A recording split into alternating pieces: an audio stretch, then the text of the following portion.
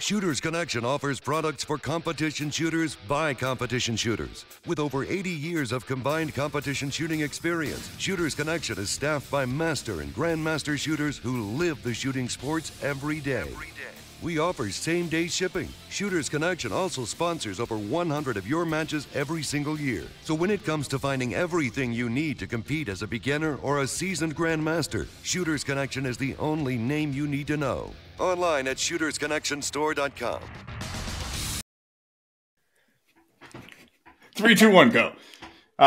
Tonight we are joined by U.S. IPSC National Champion Jeffrey Cawthon, U.S. IPSC second place finisher Jay Beal, and myself, Potato, sitting in for our other Potato, Jeremy Reed. Yes. Jeremy had... So what do we have on the docket tonight, Jeff? Jeremy had previous engagements, plans, Thanksgiving plans, so they're headed out of town. So we got a couple of other guys on tonight, guys you've heard from before, and we're going to be talking U.S. IPSC Nationals, which was, I feel like it was pretty eventful. Kind of a lot of things happened. It was raining a lot on Thursday, Friday. A couple of very sloppy stages. Very different match flavor than we saw at USPSA Nationals. So many things to discuss. Also equipment changes and the way they handled chrono and equipment check. And I mean, honestly, it was kind of a mess. The match was. I say kind of is used lightly, I guess. So yeah, we're just gonna peel back the layers of IPSC Nationals and get into what went along there. So IPSC Nationals was in Volusia, is that how you say it? Or is that just the gun club? That's how I've been saying it.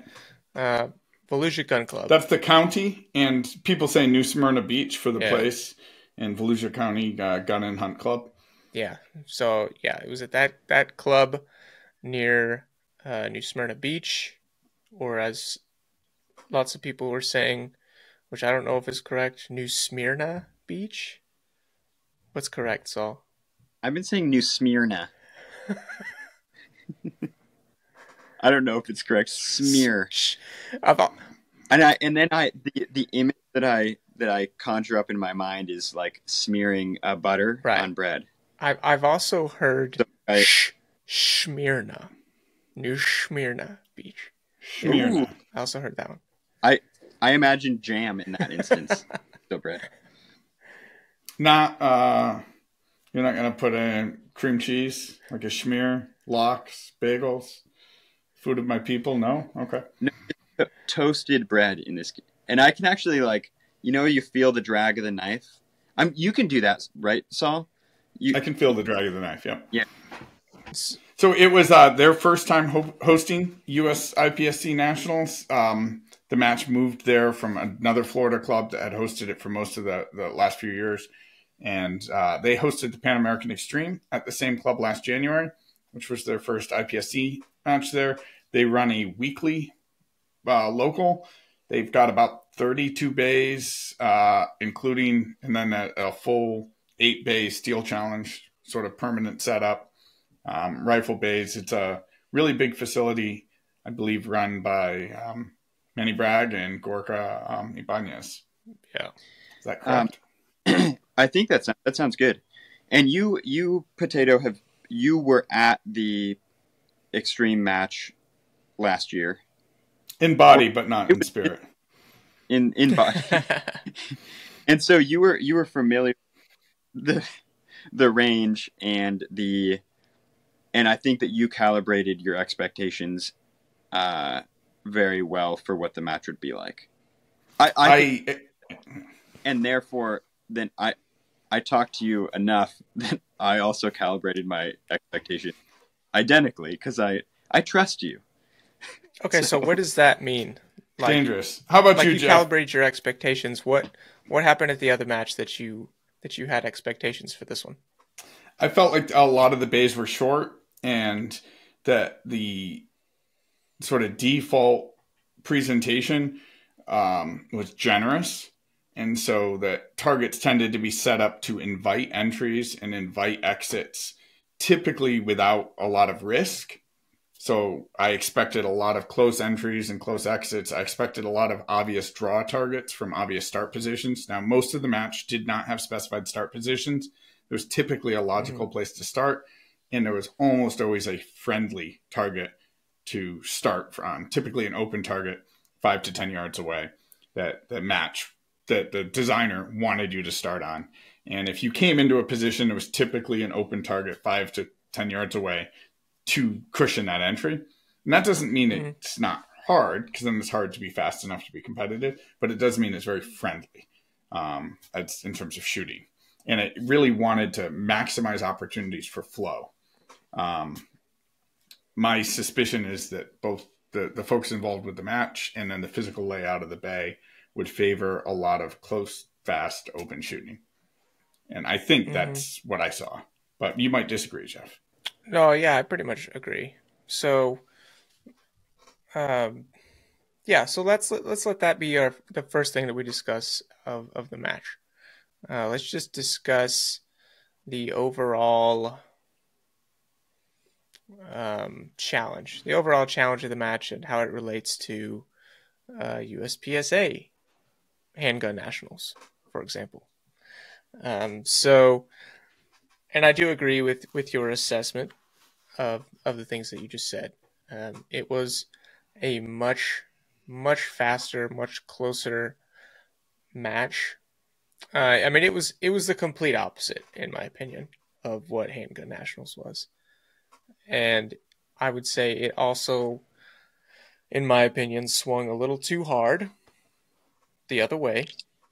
Not to say I didn't enjoy shooting a lot of it, and I didn't find plenty of challenge. I mean, there's still plenty of rope to hang myself with.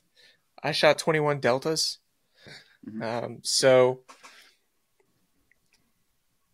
it still is challenging, right? Because in a match like that, then it becomes how fast can you do it, not necessarily can you do it. I mean, I guess it's always how fast can you do it, but even more so on a match like this. You look at and Saul, you mentioned this before, but you just look at the global hit factor, and so did you do it for Handgun Nationals? Yeah. Do you know what it was for division wise? It's I know for the optics divisions, it's high sixes. High sixes, and this match was what, 8.5? High eights. High eights. Once the match was over. Yeah. It's a pretty big difference. I mean, that says a lot. Yeah, and that's also, there was a lot more short courses here, and almost every single one of those short courses was a pretty quick, fast shooting stage.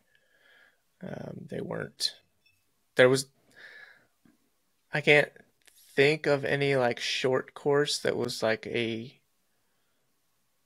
difficult shooting. There was some with swingers that were not swingers you could just trap and plug them twice. They were fast-ish, you had to wait for a couple passes, but there wasn't any that I didn't feel like there was any short courses that were super technical and difficult shooting that would be a short course that would drag the hit factor down a whole lot. When they last had the Pan Am Extreme, obviously 3-2-1 format, the same number of short courses. They did use some of the bigger bays in a couple instances for short courses. So they really pushed the hit factor down with a lot of obligated movement and very specific positioning. And even on a stage with 5 paper targets and 2 steel, there was something close and fast and something far and challenging in a really specific spot you had to get to. The flavor of the short courses here tended to be, you could see everything you needed to do, and you just needed to get there in time. Yeah. There was a few stages that were that were really good, and we talked about that, 7, 8, and 6, 7, 8. I would actually say were 3 of the most sort of intellectually interesting stages to me. They were not my best stages, but they were the most interesting from my division, at least. 6, 7, 8, and 17. And 17, 17 makes me happy. I'm glad that exists. Yeah. Me too. Of course you are. You picked up a ton of points on it. But I didn't. I mean, 6. I necessarily on 7 and stuff like that. But so there was some good stages, but it was not the majority of the stages, and it wasn't like an even split, and it wasn't like you got to test the vast majority of skills in a really good way, like you would want at a match. It was fun. Oh, it was fun, yeah. Or like makes you nervous because you know you go fast. Yeah. So, well, I was going to talk about my performance, but I don't want to go there yet. Let's keep talking about the match. Do you want to go? Because if Jeremy was here, he would be like, we have to go over the results of all the divisions but we can just go the ones that we were not in, or whatever. I don't know. Just so that people who are not going to look at the scores, then they can, have it like whatever all the other, like Revolver, it's a very important division. So is PCC. Yeah, of course. Yeah. We could just say the winners or the podium finishers for every division and no categories. Yeah, I mean, that's fine. But let's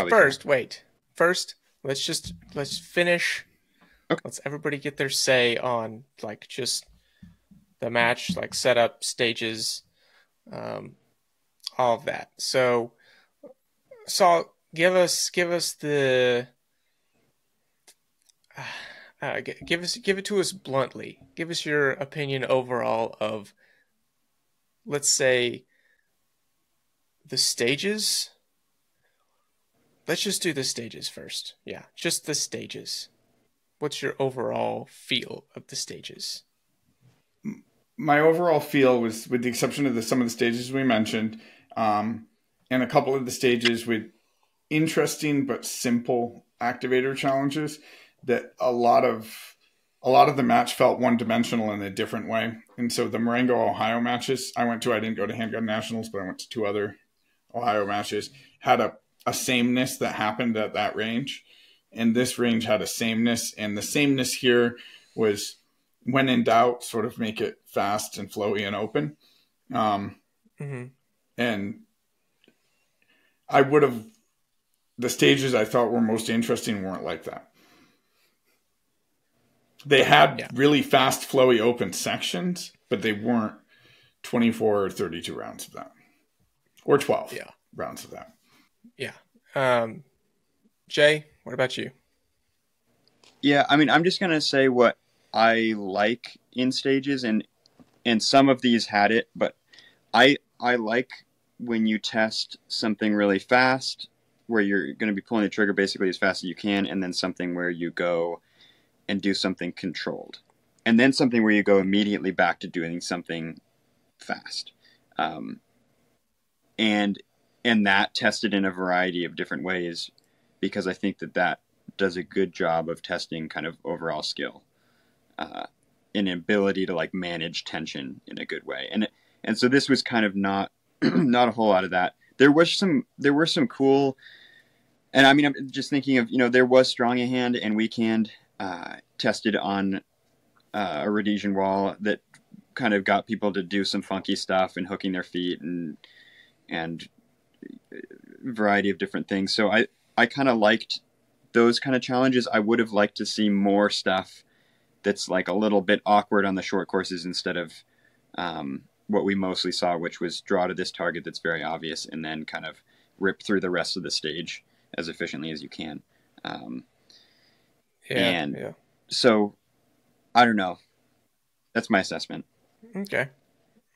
All right. And then for myself, I mean, I feel like it really swung in the complete opposite direction of Handgun Nationals. After Handgun Nationals, I was feeling very like, this is not the kind of match that I want to shoot. This was too difficult kind of deal.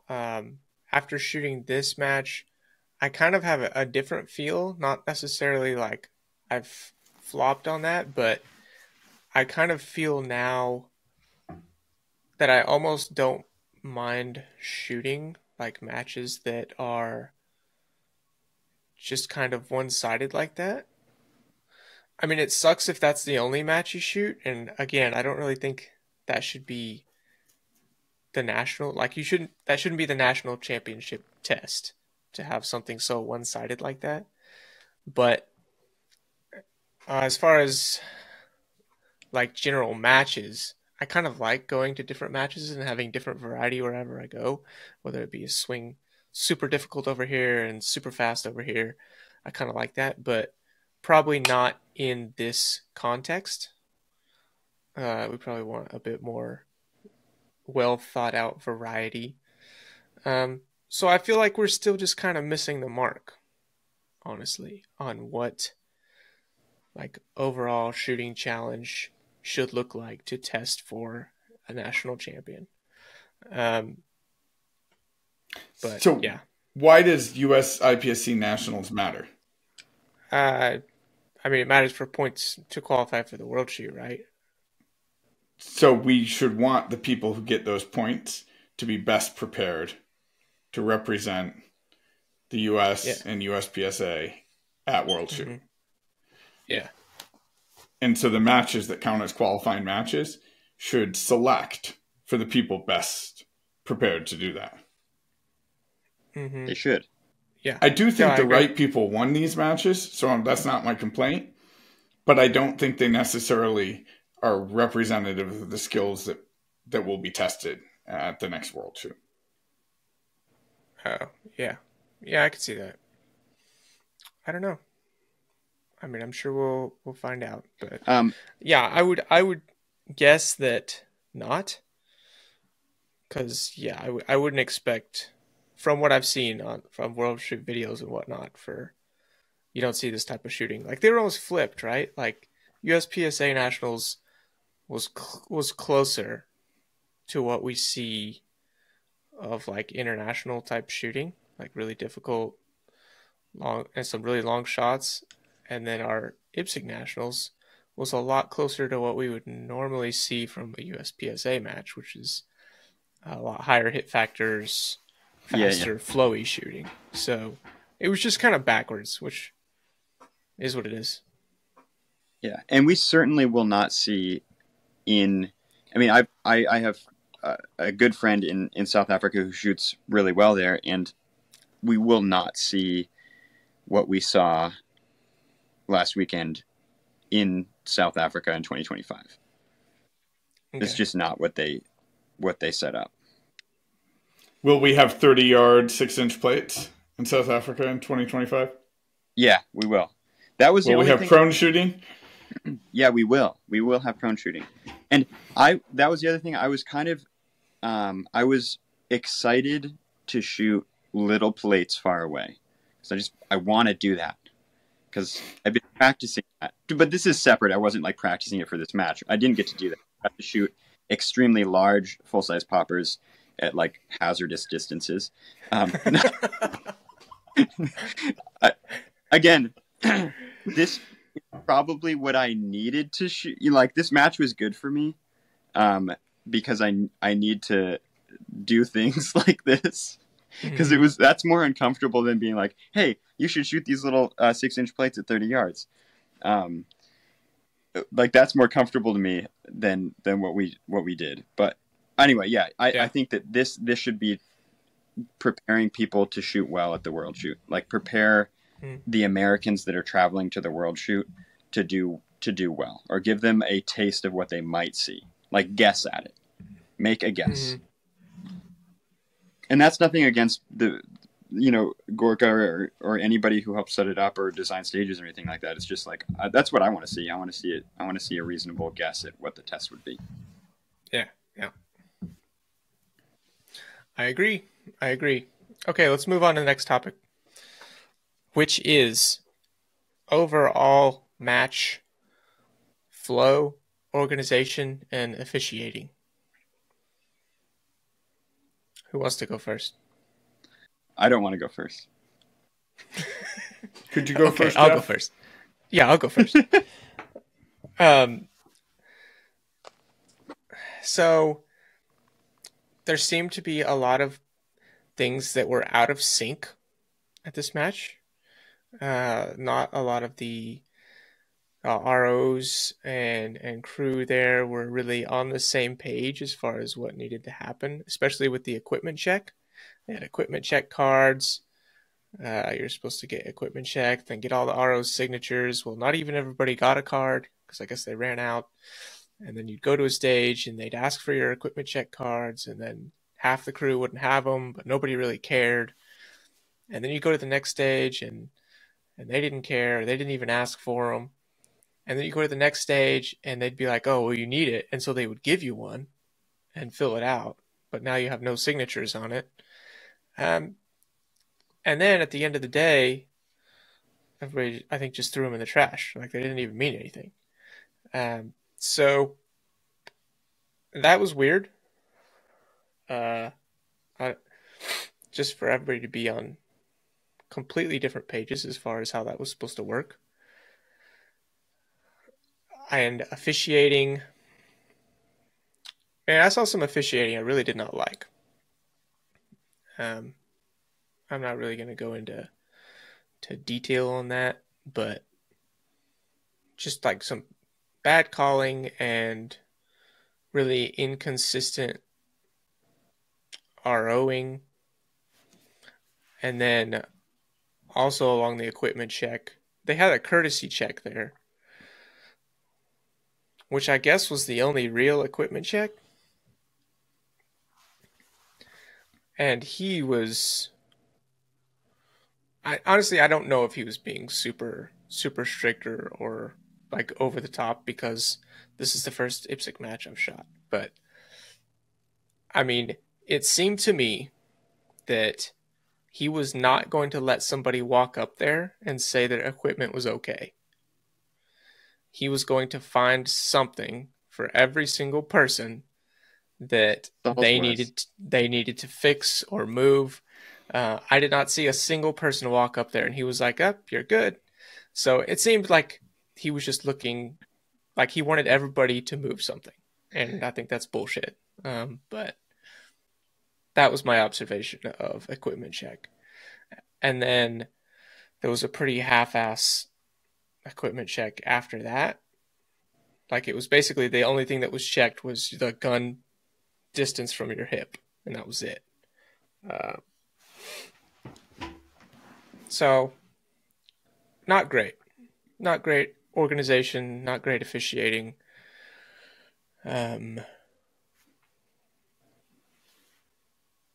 Yeah, I guess that's all I really have to say about that. All right, you go, Saul. So if I lead with the positive, the stats guy who was running stats was paying a lot of attention to match flow. And if a squad got hung up somewhere, he went and figured out why. Sometimes it was because of an RM call, an officiating, an administrative error. But people were paying attention to potential backups and trying to sort of keep things on track. And when they ran out of daylight, because it was raining really hard and everything slows down when it's raining really hard, they did reallocate staff to try and keep shooters from having to come back an additional day. So in the challenging circumstances, I thought parts of the match administration did a really good job. The gear check, I went to the courtesy check, everything, all of my gear was fine. And then when I got randomly selected for Chrono the next day, I showed up. He said, "What are you doing here? I already told you everything you're doing is fine." I said, "No, I'm here for Chrono." And he's like, "Okay, well, everything is still fine, right?" And I said, "Yes." But I don't want to drag anybody, but I'll just share a couple of really brief anecdotes. We came to one stage, a variety of people in my squad who never went to Chrono and only had sort of pre-stage gear checks. Their gear was not compliant. It just wasn't. It was way too far forward. And one of the ROs who has traveled there from another country said, if this was a real IPSC match, that would not be okay. And that was his gear check. On the positive front, I'll say the Jamaican RO teams and the Canadian RO teams exhibited a level of professionalism and like competent scoring and sort of stage flow management that was exemplary. Makes me want to shoot a match in Jamaica or Canada. I feel like those would be well-run matches. ROs from elsewhere, including from the US, did not. I have never been to a major match with as many scoring errors that I've personally witnessed.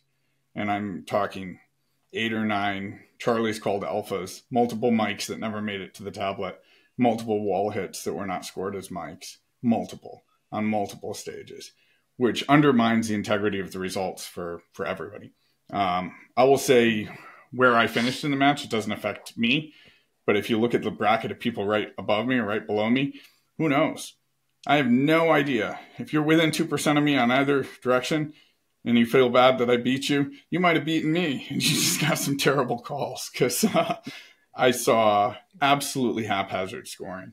People just loosely looking in the direction of the target and calling things 2 alphas that were sort of paired Charlies on either side of where the A zone tapers. Wall hits that were clearly wall hits, like full diameter, that were then left for some future competitor to have to argue about. And at a certain point, it's not my responsibility, is the old argument, to sort of maintain the integrity of the scores for everybody else. And I'm already disliked by enough people. I don't want my friends to hate me too. So at a certain point, I was quiet. But what I did do is I pulled aside the ROs who were doing a really good job diligently looking at scores and looking at targets and making correct calls, and let them know that it was hugely appreciated that they were doing a great job and that I hope they could be cloned for future US F6 matches. So anyway, I have a long rant about officiating, but I'll stop there. Yeah. And what I'll say about it is that there are, well, I should say also all 3 of us were on different squads. And so like the scoring, the haphazard scoring thing is not something that's only shared on like one squad or something like that. Like this is like, I saw this and it was uncomfortable. It's very hard. It's hard to paste a target that was just called Alpha Charlie and you only have one paster and it only goes on a Charlie. That's hard. And so that's part of it. And I should also say that I've heard from numerous sources about, I mean, the same thing about World Shoot in Thailand. It was haphazard scoring from 15 yards away. Alpha Charlie, you know, like whatever, over and over and over again. So like, this is not like an isolated experience from at least what I've heard. I have not shot match world, but so there's that part. So there, I think what you said, you know, people who are doing a really good job getting the correct score or getting the score that the person shot, those people should be, we should mention them. And you did mention those people, like the Canadians. And I saw the same thing. They did a great job with it. And then the only other piece I'll say about it is and you kind of brought it up about, you know, that wouldn't fly at a real IPSC match. And back to what we were talking about earlier, this is the intention is to give us as close as we possibly can to a real IPSC match, so that we know what to expect. And like, again, with the equipment check per stage, filling out the card, turning it in because it means something, knowing that those cards are looked at, to be like, okay, good, you got to check, you got initials from every RO or from every stage. So that means someone is looking at your gear, someone is making sure you weren't swapping out your gun without getting permission to or whatever. Your serial number was the same, you know, all this stuff. And so, yeah, that's it. All right. Well, that was a good recap of officiating organization. And yeah, I do agree. There were a couple of crews, and notably some Canadians and Jamaicans that did a great job. So thank you to them. All right, so let's move on to results. Let's talk about results of this match. And let's just start. We'll just start at the bottom and work our way up here on practice score. And we'll just do podium finishers and what that means. Podium finishers standard. We got Giordano. Did I say that right? Giordano. I think so. Giordano. Yeah. So first place to Gianni, incredible finish. Also second place to Blake Miguez, which is honestly bonkers. And then Scott Brown coming in third place. So, and then we had 100%, Blake Miguez coming in at 98.48%, and then Scott coming in third at 95.3%. So awesome job to do, Gianni. Blake coming out of nowhere. I don't know if he's been shooting or what, but dude, Blake seems, when he shows up, dude, he never just left. rips. He's not coming out of nowhere. Is he not? Has he been shooting a lot? No, but he's just never left. In any match he's in, he's a threat to be up there.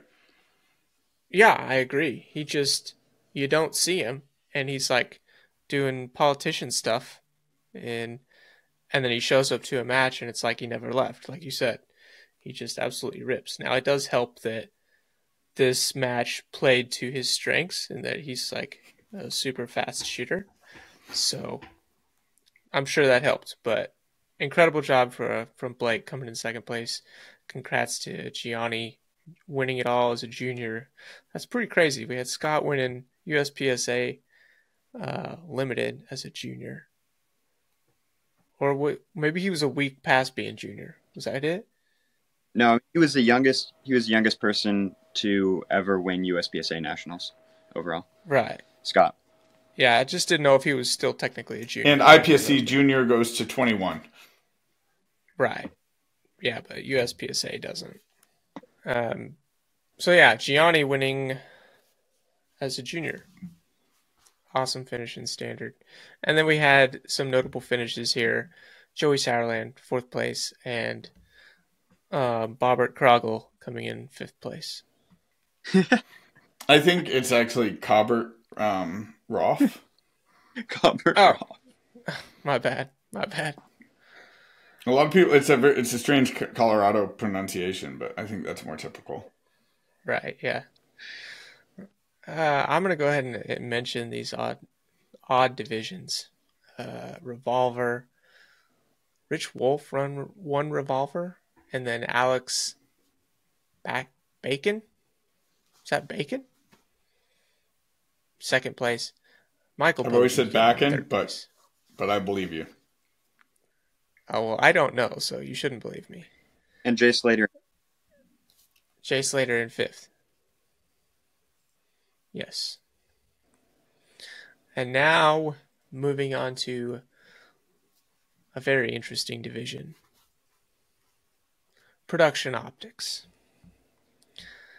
We got our podium finishers. Number 1, Jacob Hetherington. 2nd place, Jay Beal, coming in 95.5%. And Nils Jonassen coming in at 95.0%. So, close battle between you and Nils there, Jay. Yeah, awesome finish, dude. Incredible. I heard they were both motivated by Mike Dixon not wanting to be called grandbaggers by Mike Dixon for not finishing over 95%. So both Nils and Jay sort of made sure they got there just to keep Mike happy. No, that's an awesome finish though, Jay. What do you have any thoughts on your finish here? Just on the finish. I've been thinking about it, and I have no thoughts. I didn't shoot at like what I was telling you that I was going to try to shoot like, Jeff. You know that. I just shot like I normally shoot. And there was a slight change in just how because I knew what the match might be like, that I changed a little bit on that I knew I would have to be a little bit more aggressive. And so, but you're asking about the finish. Yeah, I don't have any thoughts about the finish. 0. You also shot. It looks like a pretty normal J finish to me. Yeah, freaking 3 deltas, no penalties. Pretty nutty. Especially since this was a match that don't really focus on that. Focus on the fact that it enticed you to go fast and to drop points, and you just still didn't. I did go fast. I did go fast, Jeff.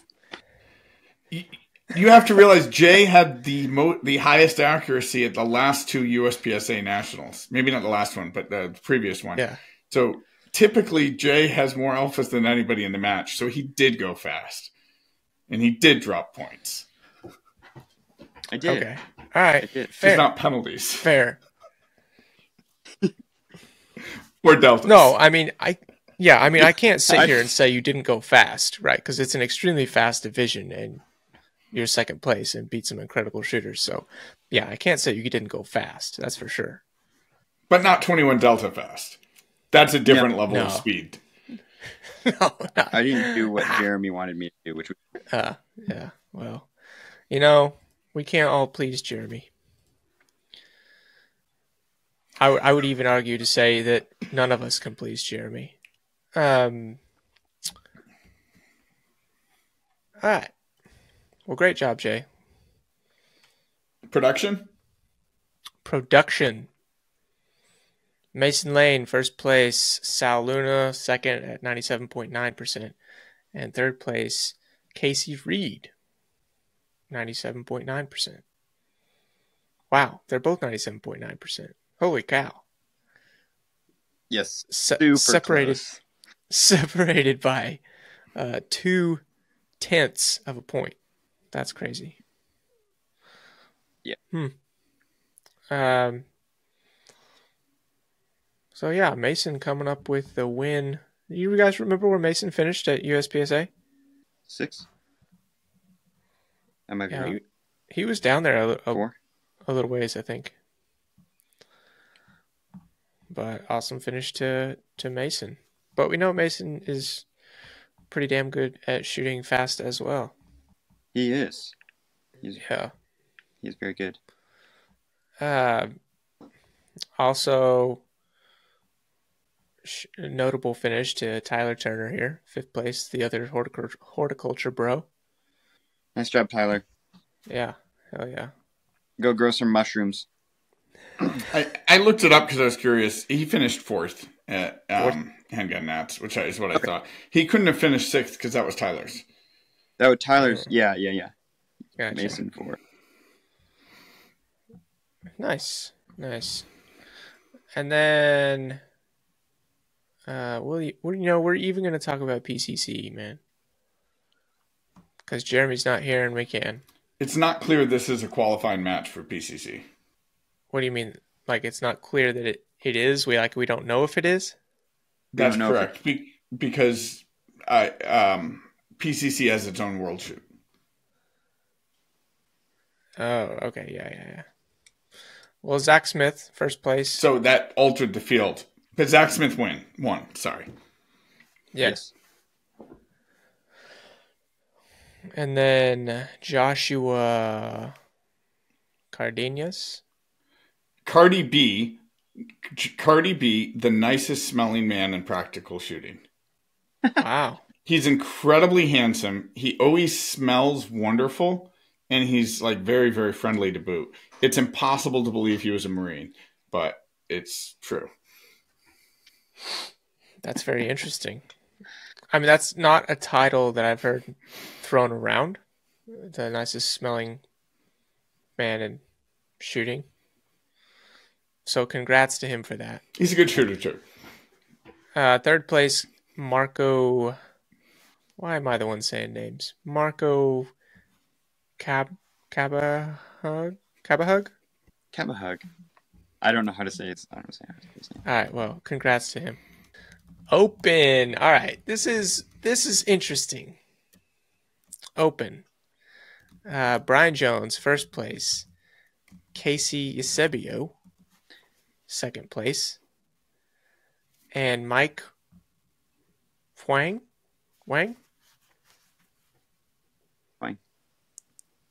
Third place. So those are our top 3. But I think what's interesting is the next 3 placers, which are John Vlieger in 4th, Christian Saylor in 5th, Aaron Edens in 6th. Also, like, these scores are super compressed, so all these people were super close in the results. We have 100%, 98.8% for second, 98.1%, and then 97.3%, 97.2%, 96.1%. So everyone up there is super close, within 60 points. All those are within 60 points of each other. So pretty crazy finish there. Apparently Brian Jones was just tearing it up. No penalties. I mean, so I did shoot with Brian Jones, and nobody knows who Brian Jones is, but I know who he is, and I have his phone number now, so he cannot escape me anymore. Oh wow! No, but he's been doing this for a long time, and he's really fast, and he's, I think, at least from talking to him a little bit, he's had to rein that in over the years, and he let some of that out at this match, and it worked out well for him. And like, he shot on the stage that was there was the stage that was like a 13-14 hit factor, the one where you run in the mud and you shoot targets that are really, really close. He shot that one. That one. Yeah, right. The one is that one, but exaggerated, like more of that one. He shot 4 delta on that one in like 7.5 seconds or something ridiculous. Yeah. And it was pretty cool. But then he just shot super consistent, like the whole match. Yeah. Nice job, Brian. He won't listen to this either. I don't. Hi, Brian, if you are. Hi, Brian. Hi. Yeah. Well, there's you know who wouldn't say hi to winners? Jeremy Reed. I'm glad he's not here, so we can shit on him the whole time. It's gonna be great. Well, no, because the next winner is classic. If we're reading from right to left, right? Yeah, classic. And our in winner first is place, you, Jeffrey Cawthon. Right, yeah. Who didn't even stay to pick up his plaque. I was going to pick it up for you, but I guess they'll just mail it to you. Yeah, they'll mail it. Yeah, so myself, first place, John McClain, second place, Tim Herron coming in third place. Incredible finish for Tim, honestly. Good performance. I think we should go down to fifth just to be fair. Because it got close there. Fourth place, Jeremy Reed. And then fifth place, Paul Clark Jr. So there you go. Classic finish right there. Yes, I got the IPSC win. I mean, this is though the field, this is kind of strange because the title is really cool. Like, this is technically a national championship. So I get this title, right? That's really cool. It is. I'm really excited about that. What kind of robs me of a little excitement about it is that it's just a field of shooters that I have beaten before. So I didn't like overcome anything or anyone to get the title. So that kind of robs me of some satisfaction, but still very cool. Still very cool to have the title of winning that match. So I am pretty excited about it. Excited to get the plaque too. Yeah. You should be. Was your wife excited? Did you explain to her that you are a national champion now? Like, all that time you spent practicing and being away from the family? You know, I mean, she was more excited than she's been about any other match that I've shot. So there's that. That's what really... Right? Yeah. I mean, that does mean something to me quite a bit. Yeah. Very cool. See, I just got congratulations from people reading the overalls. Oh, yes. Do you get the Jeff, or no? Get what? Get congratulations from people just looking at the overall results from a match, combined divisions. What do you mean? Jeff doesn't understand. Yeah. No, but what do you mean? Really like, funny. What do you mean combined overall? Like, I know what combined overall is, but like, So what do you mean? people who there are people in my life, and apparently there are people in Jay's life too, who look at a match I attended and they look at the overall and they're like, "Congrats on your 106th place finish." It's like, well, I didn't do great, but I wasn't 106th, man. You got to filter out all the open shooters. Really interesting. And No, this I happens a don't- lot. Like the only No, time I- it doesn't happen is single division nationals. But I'll have like ants. But I'll also have people who shoot who only ever go to their like main loading page on practice score, and they'll be like, "Great job on 48." And I'm like, "I was 5th." Yeah, and this isn't like because I people who shoot also sent me a congratulations on an overall finish, or it wasn't even a congratulations. It was like, and I if this person's listening, this isn't a like you just pulled up the overall scores. I know this person. He's my friend. He's my dear friend, and it was congratulations on your finish. Is that good? You know, like because you're like, are you happy with that? Like, no, see, like, so it's You were just like- 88. You were 88% in 18th. Did you feel good about that, Jay? I don't know. Is that good? Oh, you were 88% of the open shooter in the division you weren't contesting. Yeah, okay, well, who knows? Yeah, and it's just like practice score polls. It shows you the overall immediately, and so like if you're not if it's late at night and you're tired and you just like pull up the scores from a match and you're like, oh, he did that, you know. So it's like just practice score should not show that. Make people select a division before you see results. Oh, okay. This is most minor problem to have. No, I haven't had people do that, honestly. Not at a major.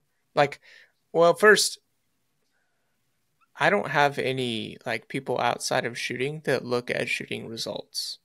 Like, nobody's going to look at results of a match that I shot. They'll ask me. And yeah, they'll ask me how I did, and then I'll tell them. But one that I do find confusing is when I go shoot a club match, and you know, there's a bunch of open shooters and PCC shooters, and I finish like, you know, 3rd or 4th or 5th place in the overall, but there's nobody shooting single stack, so there's that. And then I'll go to like talk to my parents, and they'll be like, yes. Well, they'll be like, how'd you finish? And I'll be like, I mean, 5th, I guess. There's nobody in my division. And they're like, oh, well, good job. Thanks. I mean, it was just a practice match. Yeah, it is a weird thing to try to convey to people that don't follow it super close, right? Unless you win like... Yeah, you have to follow it super close. Yeah, unless you win like an overall, and you can just be like, I won it all. I'm the winner. Well, and you also have to explain that you're competing for you in classic or single stack. If you're going to a big match, you're competing against people who care about that division.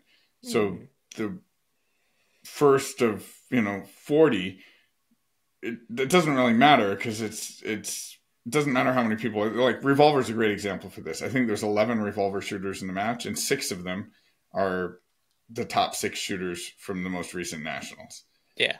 So it doesn't matter if there's 6 Revolver shooters at this match or 60, right? Like the same 6 guys are fighting for it. Yeah.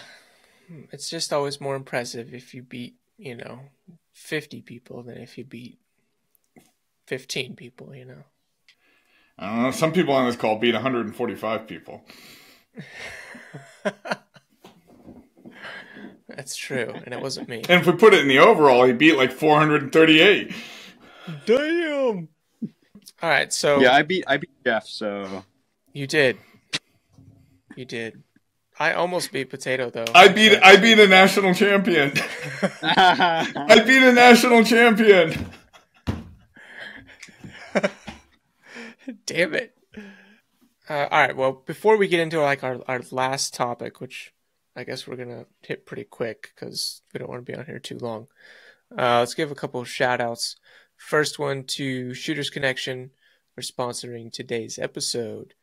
Thank you to Shooters Connection. I'll be placing an order momentarily since my thumb safety broke sometime at Nationals, and I noticed it when I got home and pulled my gun out this morning.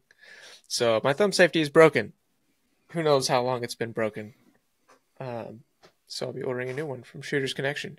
But I know they'll get it to me quickly because they're doing same-day shipping. Run by some great people, sponsor a lot of matches. Support them as they support the podcast and the sport. We do appreciate them. So use the link below. Let them know that supporting the podcast is supporting the sport and doing them well as the sport.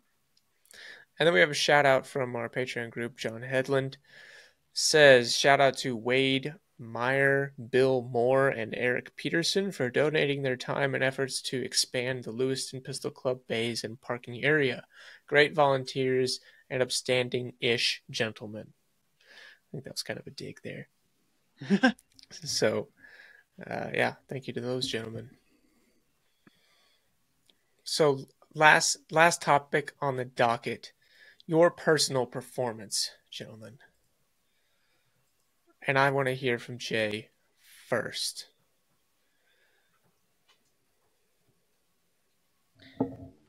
What specifically about it? I want to know. Do you want to hear? Well, you said that you shot fast at this match. So I want to hear how that went. What was the struggle? Did you learn anything? Did you push through any barrier that you were trying to get through? Just give us that side of it, your performance. Yeah, I mean, I think because I had an idea of what this would kind of be like, I knew, and so like my training mostly in dry fire was based around just cueing a ton of aggression immediately and just like making that start to feel more normal than it was. And I think that helped me, go up to a stage and see a target that I'd be drawing to, and then be able to cue some aggression that I wouldn't have necessarily had before. And so that was like an easy thing that I did in dry fire that helped with that. And that's going to be helpful no matter what the match is.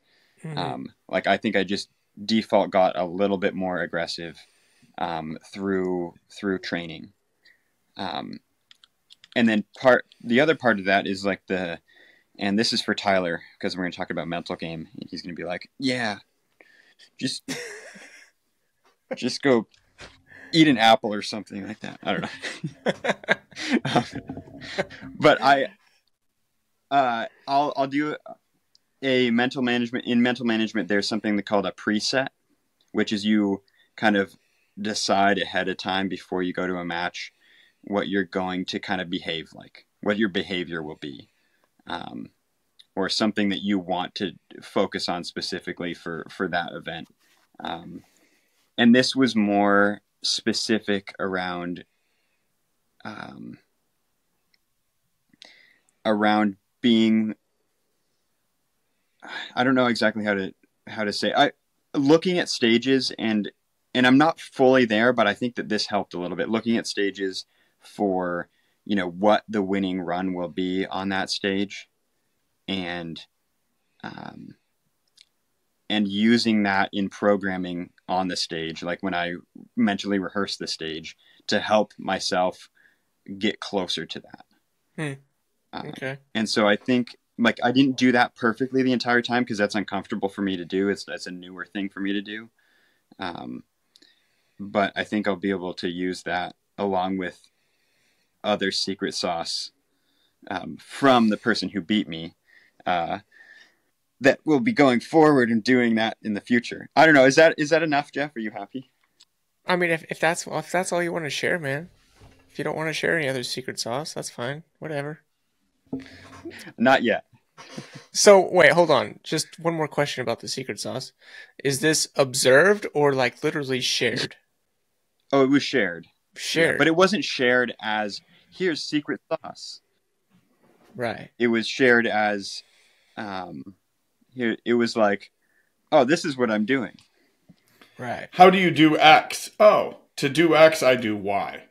So Gotcha. it's Y in that statement. Okay. Yeah. Gotcha. Very cool. I think it's going to be extremely effective. Really? I think it blows the whole thing open. It really does. Oh, hell yeah. Yep. Well, I'm excited then. That's awesome. Yeah, so you're going to have to keep on listening to Hit Factor if you want to hear it exposed. And Did you have fun? Did you have fun when Jean-Luc Rubin did this? Now Jay's doing it too. Yeah. Yeah, we'll be back. And you're going to have to order things from... Sorry to keep talking over you. No, that's Your fine. internet's so terrible. I know. But yeah, you're going to have to order things from Shooters Connection and keep listening to the podcast and subscribing to the Patreon so that Jeff and Jeremy can make more really cool videos. And then maybe in the Patreon only, you'll hear what the secret sauce is. Mm. And it's not even my secret sauce. Right. It was just delivered to my ears. Right. Well, that's what we do on here. Nobody comes on here and shares their personal secret sauce. They share other people's secret sauces. Right. All right. Well, I look forward to hearing about that in 6 months or something like that. Potato, tell me about your match. I think your match is more interesting, and we're running up on time. So let's hear about yours. And I got some questions for you. No, I want to hear about your match. No, your match first. Do it. We have a lot of audio lag, so back and forth is going to be rough. So let's just hear about your match, but I've got a couple of questions for you. Does that work, Jeff? Okay. All right. At what point in your match did you decide to shoot with the freedom that you exhibited? Probably stage 1, which was our third stage of the match. Yeah, so it would have been, we started on 17. I kind of shot it like dog shit. Then we shot 18. I shot that one even worse. And then we went to stage 1, which we had a series of short stages after that. And I was a little pissed off. Not bad. I was just like, man, why couldn't I start good? I like to start good. So I was just frustrated.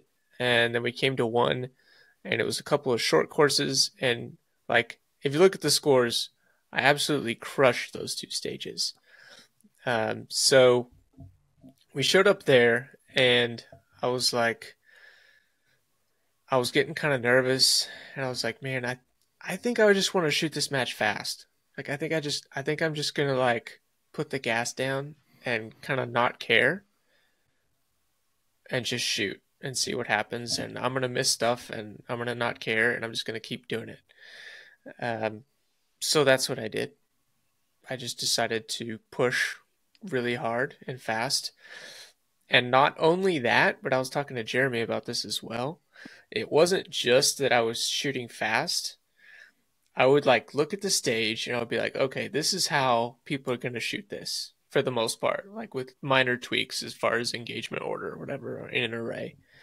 And then I would sit back and be like, where can I risk it? Where can I risk it for the biscuit on this stage and grab another second? And so that's what I would do. I would try to hit a popper on the move. I would hit another target on the move. I would come in on a target that I should not come in on. I was just like, for the rest of the match, I was looking for opportunity to risk it. And that's how I shot the whole match. So I made a lot of mistakes, but yeah, I want to interrupt you before Saul gets the chance to interrupt you. Yeah, I'm in with the audio. I'm talking and I can blab along for as long as I want. No, so this is something, and I'm just making this observation.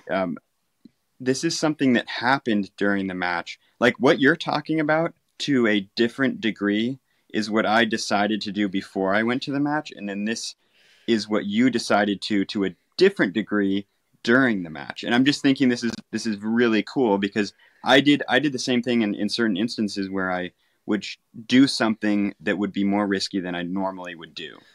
Yeah. For the sake of like the stage winner will do this thing. Anyway, I'm done talking now. You can now talk and interrupt him, Potato. Go. Just kidding. I'm glad you two had that little moment there because that's as a listener, that's what I'm hearing. You guys describing your own sort of personal processes, but for identifying how would somebody win this stage, and they'd win it by taking risks. If everybody just shoots it comfortable, then it's just kind of a mess, right? Everybody's winning a little bit, but Jeff went and won some stages, right? Like you didn't just like survive them and like be in the mix and wait for everybody else to make more mistakes than you. You went and took match points, and that was cool. And I'm hearing both of you guys saying that was a conscious decision with respect to this match, and it seemed like the perfect match to experiment with that. Yes, yeah, it really was, because though it was a lot of like closer, faster things, there was still like stuff that was okay. That's still beyond the limit of what I should be trying to do here. A couple of examples were just hitting like a mini popper that's out at like 15 yards ish, probably, maybe a little further, probably 15-ish, and hitting that while moving with iron sights when I have like 2 extra rounds. So it was just decisions like that. But also, this is kind of crazy.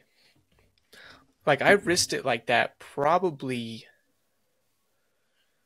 I don't know, 5 or 6 times. And I think I only actually missed what I was trying to hit 1 time out of all those like crazy chances that I took. And one of them was an entry. Same experience for myself. Yeah, one of them was an entry on a really short target. It was actually a short array. It was stage crap, I can't remember. I think it was 16. I think it was the last one we shot.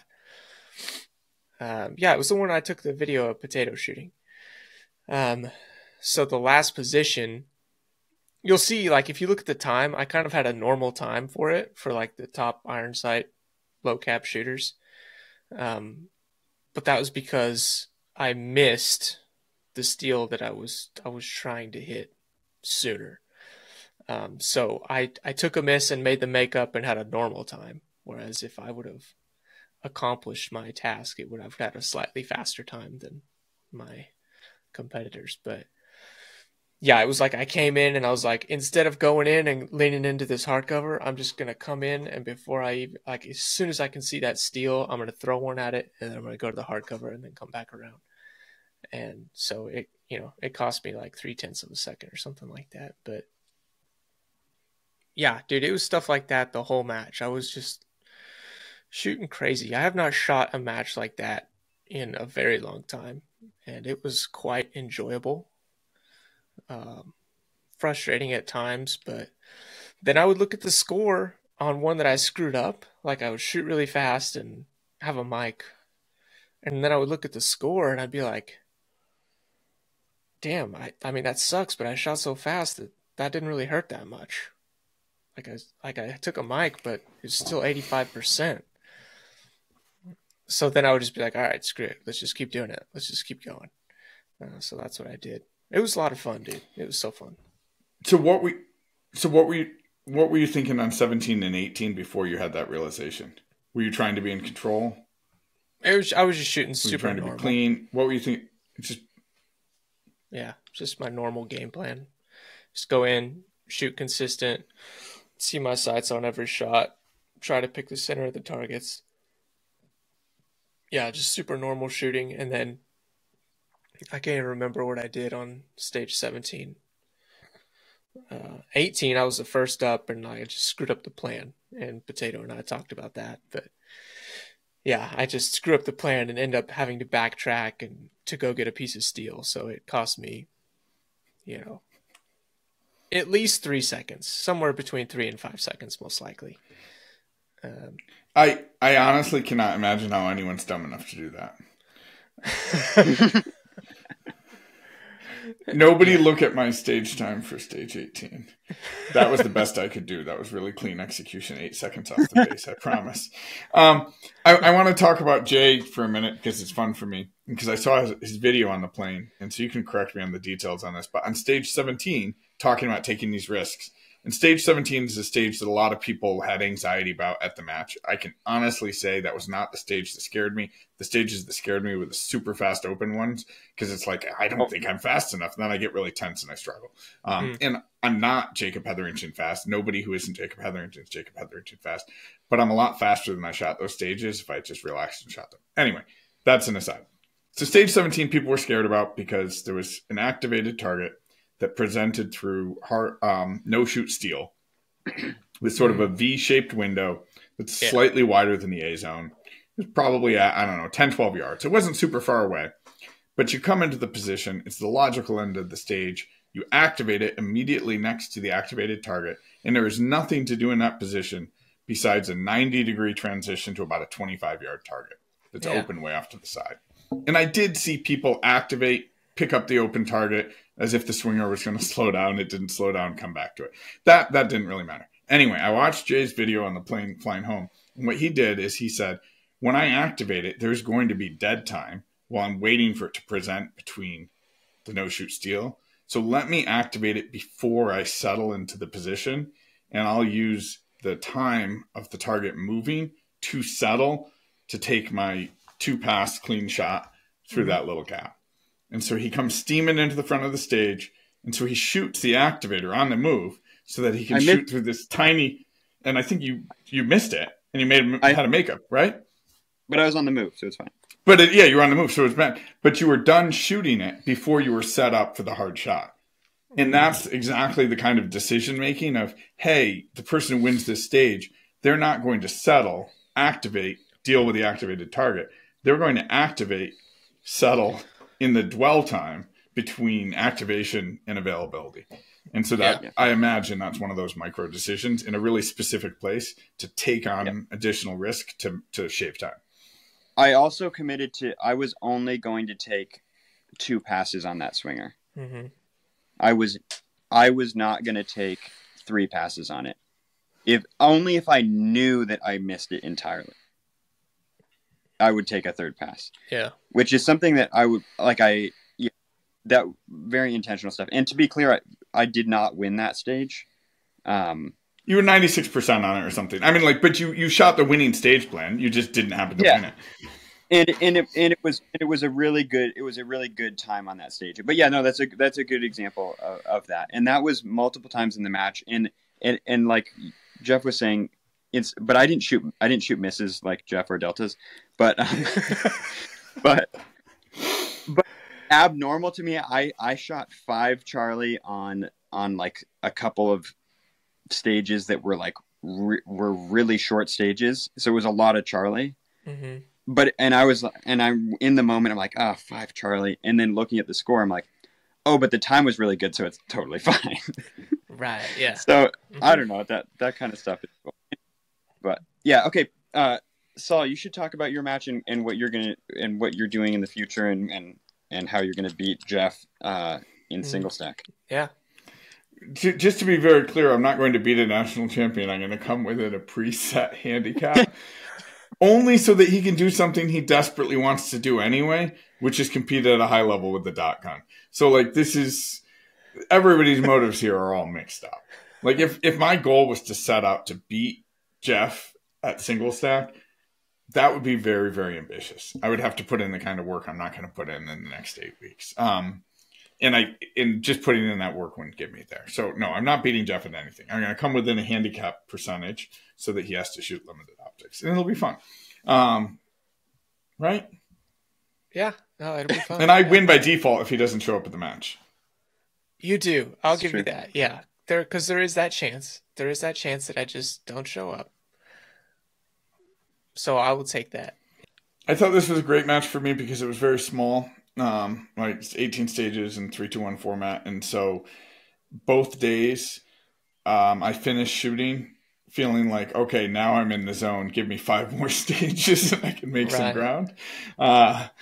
Where I had sort of rocky starts both days. And by trying to be too in control of what was happening, and I don't mean in control, like controlled shooting. I don't mean slow shooting. I mean like controlling outcomes, really invested in outcomes. And so that was fun. It was interesting. It's not a match I care about. I'm not trying to qualify for a world team. It's a match I wanted to shoot because I wanted to shoot it because I thought it would be interesting. And I liked the idea of IPSC. And I wanted to sort of hang out with friends and be in Florida and, shoot a match where top heat would be there. So what's that? We just wanted to run on the beach. That's all we wanted to do. So I'm saying all of that not to diminish other people who beat me. That's not like my performance doesn't matter, but I don't know why I felt so tense when I had on its face very little invested in the match. But I felt very, very tense, which was interesting to me. And both days when I got to a spot of freedom, I shot really well. Didn't set the world on fire, but I shot really well. It's like, okay, I need to develop ways to shoot with that kind of freedom earlier in a match, not wait till I've shot all the field courses to shoot with freedom. You shot swingers. You shot swingers really well. I did on short courses. I tried to identify the winning stage plan for activator sequences and just shoot that because I can hit those aggressively. He's a grandmaster, so he can do it. Not in IPSC. Yeah, no, none of us are. Didn't stop Jeff from registering as one. Oh, Jeff, Jeff, I'm giving you a really hard time about that. It doesn't. Stolen valor. Wait, He's a fake. They don't even have classes, right? They do. But we don't. We have not earned them yet, Jeff. Oh, okay. See, I thought they just didn't have classes. And so since the option was there, I thought we were supposed to fill it out. I was like, well, I don't even think they have classes. So I was confused at what I was supposed to do.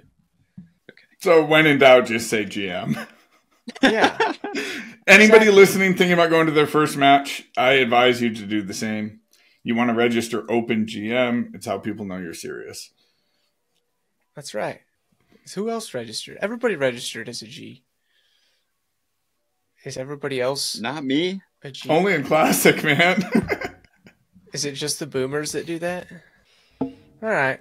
Over in production optics, only the IPSC Gs registered as IPSC Gs, and the other top 10 people just left it blank. I could still select a G if I wanted to. I just didn't because I'm not a G in IPSC, Jeff. Okay. All right. Whatever. I am. Okay. Self-declared. Well, you're a national champion. That's actually better than GM. I have this argument with people all of the time. They're like, why don't we have a way to recognize people who win big matches? I'm like, we do. They're called national champions. They don't need a thing. We just call them champions. Like, that's a special title. The only way you get it is by winning. Oh, yeah. You don't need, like, super duper GMs. Mm-hmm. That's one thing I would like to... National champion Jeffrey Cawthon. I would like to say, I would now like to be referred to as champ, as I think is the title that you take on once you win a title, right? You can be called champ. Is that correct? All right, champ. Yeah. Champ. There it is. There. All right. Real quick, let's see if we have a question real quick that we can just like touch on from the Discord. Here's a real quick one. Did shooting schedule weather decide the match? I don't think so. No. I'm going to be really blunt because I can look across the divisions and say this. The likely winner from no division shot in the worst weather.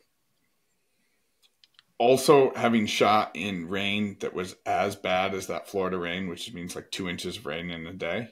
Mm-hmm. Depending on who you are and what the division and what the match is, it's somewhere between a 2 and a 5% penalty. It's not a match decider. Jay's one match is shooting in rain like that against good shooters. There you I go. did that. I was there. It was very wet. I switched to iron sights. It was raining so hard I shot irons. I said, nope, not shooting a dot in this. Cold and wet rain together. So no, the weather didn't. The schedule and the weather and the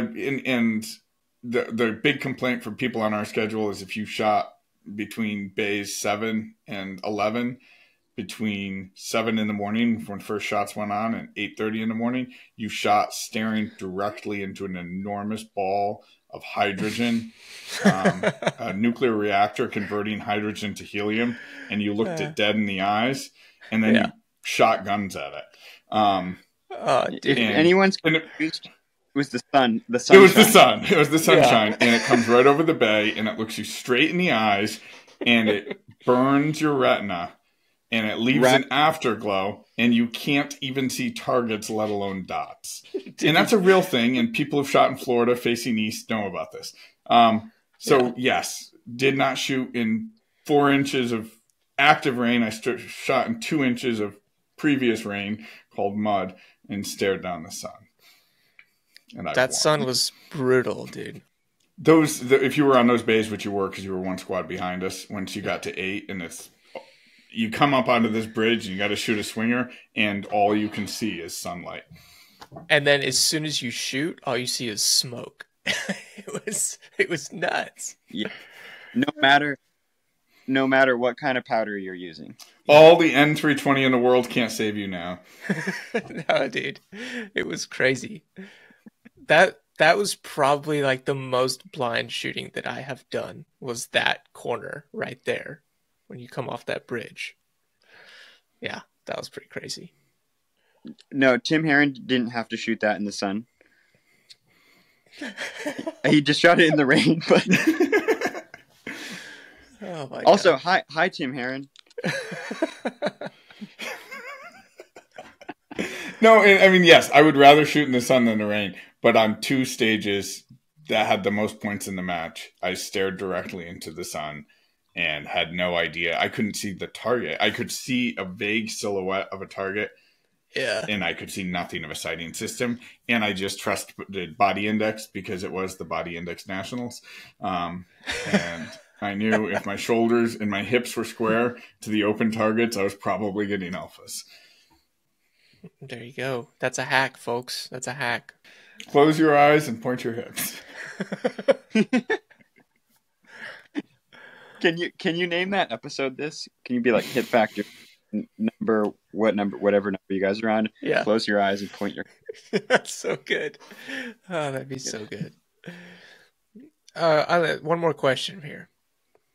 What do you do from a mental preparation state, both before and during the match, when you know you're going to be shooting in really shitty conditions? So how do you mentally prepare for shitty condition shooting? Like, what do you say to yourself? Do you just ignore it? What do you do? I'm going to make Tyler really angry. Good. Tyler Turner. Good. Let's ignite this beef. Ignite the beef. I want him to be so upset when he's listening to this that he has to like put a message in the Discord and be like, no, I take back any of the nice things that I said about you when I posted that thing on Instagram of the picture of you and I, and he's going to like delete the post.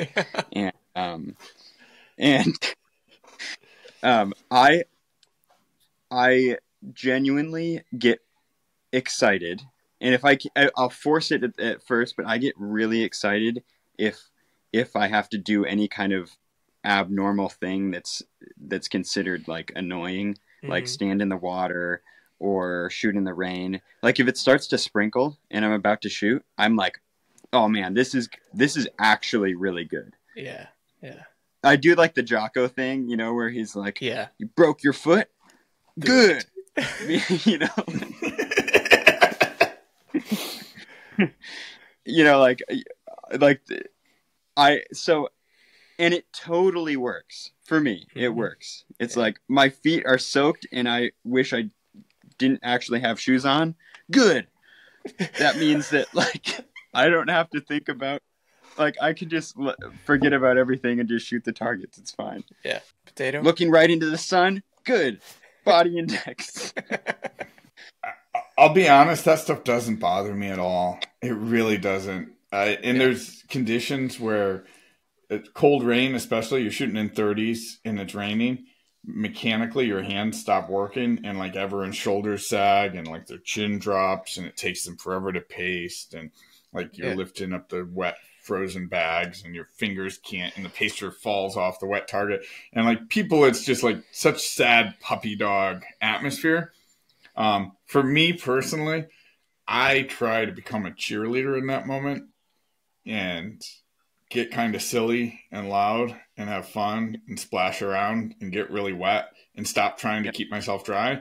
And it might annoy my squad mates, and they might think, why is he trying to cheer me up? It's like, oh man, it's not you. Like me cheering you up, it's not for you, I promise. I don't care how you feel. It's for me. But it works really, really well. If you go around like hyping people up and like you get them excited and you get their blood moving, my brain doesn't know who I'm excited about. And so then when I get to the line, I'm in that mood too. Like if I'm cheering people on, I'm cheering me on. I really believe that. Like I know that's like some happy horse shit. Sorry, Tyler Turner. But if I'm like cheering for you, I'm cheering for me. Yeah. I just think that the worst thing to do is to be like, now because it's raining, my match is taking a 5% dip no matter what. Yeah. And then you're like, and then you like think your head and you like shrug your shoulders and you're like, my dot's filled up with water. And congratulations on your 12% dip. Yeah. So then you've just turned it into 12. And you have definitely made sure that it's not 3% dip because And I think that so much like, so I'm just going to do this is for Jeremy. This is a brief cold water thing. When you get into cold water, no, it doesn't matter who you are. When you get into cold water, you cannot hide who you are. Like you can't hide your body's reaction or your feelings. Like everything is exposed. And so in that moment, this is why Jeremy should go into cold water often, is so that when you are faced with these situations, you're like, good, because I made myself go into cold water like every morning, and I let myself like be vulnerable. I'm just by myself, but like I have done way harder things than what I'm about to do. Okay. And I think it's helpful. All right. What about you, Jeff? Well, first is I physically prepare. So if it's cold, I put on more clothes. If it's raining, I put on a rain jacket. Oh, so logical. Yeah. So first I physically prepare, but then I also have like a twisted mental thing like everybody else. And it's very similar to Jay's, except it's a bit more, I don't know, evil or competitive. Basically, I think. I want to hear it. Yeah, basically, I sit there, and as soon as it starts raining, I'm kind of like, oh, good. I bet these other motherfuckers can't shoot in the rain, kind of deal. It's like, yeah, I can shoot in the rain. Yeah. Yeah. So that's what I do. I just got a free leg up on all these weak people. Exactly. And Tyler Turner, if you adopt this strategy, you can be like, good. These other people are going to quit after I beat them. In the rain. Exactly. It's like, it's going to suck for them when I beat them in the rain. Yeah. That's kind of where my mind goes. Yeah. It sounds like we're joking about all this, but like it's no joke. Oh, no. You guys are totally serious. This is what you actually do and think. You're not nice people. No, I 100%. Like sometimes I say that out loud when someone's like, oh no, it's starting to rain. I'm like, oh, it's a good thing that nobody else can shoot in the rain. I get a lot of, do you want to borrow my rain jacket? And it's like, no, I'm not wearing a rain jacket because I don't care. once you have a rain jacket, you're trying to protect something, right? You're like, oh, I'm going to keep myself dry. And so then like all of your thinking is about like, I don't want to lose something I have. If you don't wear a rain jacket, you're like, all right, I'm just wet. Now, with the dot, it's helpful to cover up the dot physically. Like there's problems when it accumulates water. Like, yes. Back to cold water and getting in the cold water, because I know that Jeff is just like ready to go for this podcast for another half hour. Yeah. It's similar to the rain jacket thing. It's you get in the water and you want to fight the cold. You're like, I'm going to tense up and be like, no cold. And that just distracts. Like as soon as you're like, as you just relax and you're like, oh, I guess it's cold. Then that's when you calm down enough to take control of your thoughts. And it's wonderful. The end. Wow. That's so good. You're such a shaman, Jay. I've never seen Jay Beal and Henning Walgreen in the same place. It's a good point. All right. That is all we will be discussing this evening. If you guys have not checked out the video that we released, it did release last week. So if you haven't checked that out, go over to the YouTube channel. Watch the video from the Area 3 Championship this year. Jeremy and I did a race. It was amazing. It was foolish. It was comical.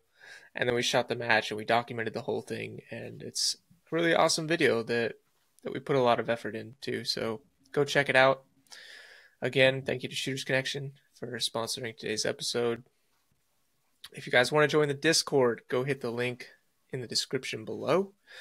Please subscribe, add us to your listening list, and check us out on social media. Do you guys have any sign-offs from your end? My sign-off is to pay attention to what Walther is doing this week. That's all. Shit. This is where I would shout out my sponsors, if I had any. Hey, you have intentionally avoided this, though it's pretty impressive.